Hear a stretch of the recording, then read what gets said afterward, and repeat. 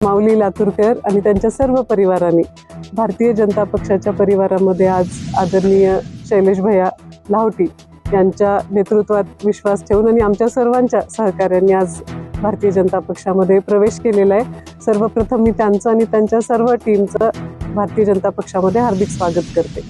माऊली लातूरकरांनी महापालिकेच्या निवडणुकीमध्ये इच्छुक उमेदवार म्हणून अर्ज भरलेला आहे। ही पण भारतीय जनता पक्षासाठी अतिशय आनंदाची गोष्ट आहे की मुख्य प्रवाहात या भारतीय जनता पक्षावर विश्वास ठेवून सर्वजण याच्यामध्ये पार्टिसिपेट करण्यासाठी खूप उत्सुक आहेत। याचंच हे उद्योतक आहे।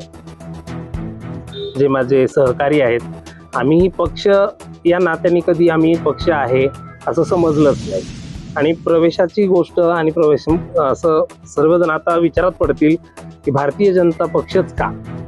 तर माझं मी आता सांगितलं की फॅमिली आहे म्हणून मी माझं घर सोडून दुसरीकडे जाण्याचा काही प्रश्नच नाही।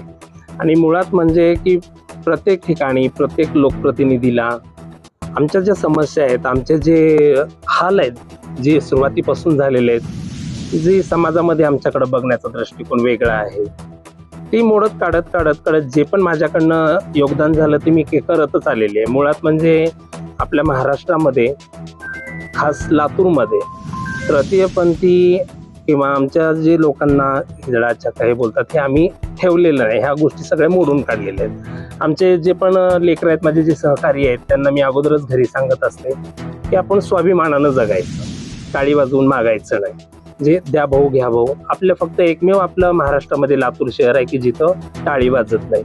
आम्ही प्रेमाने द्या भैया घ्या भैया अशा भाषेमध्ये आमचा उदरनिर्वाह चालू आहे। पण आमच्या ज्या अडचणी आहेत त्या प्रत्येक वेळा आम्ही प्रत्येक पक्षांकडं लोकप्रतिनिधींकडं आम्ही मांडत गेलेलो आहे।